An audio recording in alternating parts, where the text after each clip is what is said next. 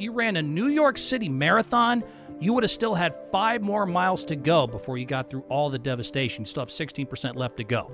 If you were on the middle of a football field, a lot of people have stood in the middle of a football field before and looked around. That's pretty big, right? You would have to multiply that by 15,000.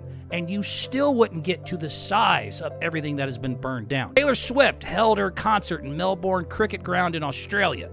That was her biggest concert. 96,000 people were there, and obviously you've had a lot of cricket games. You would need 2,000 of those stadiums to equal the size of the Palisades fire. If you ever played soccer or played ball in Central Park, if you ever been there, you would need 24 Central Parks to equal the devastation of just the Palisades fire, and it's actually about 30% more already bigger than the entire city of Manhattan.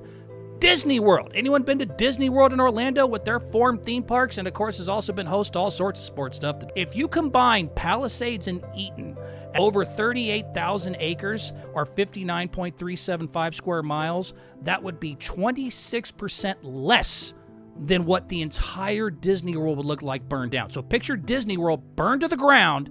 You would still need to add another 25% to get to the devastation where it's at now and is still going. It is so massive. It's hard to wrap your head around. If you've ever been in a football field, multiply it by 15,000. You ever been in Central Park, multiply that by 24 times. If you ever were at the cricket, grounds in Australia that had 96,000 people, multiply that by 2,000 times. If you were in Disney World and all the theme parks and everything around it was burnt, you would still need a quarter more. It is just, that's F and A, man. That's a lot.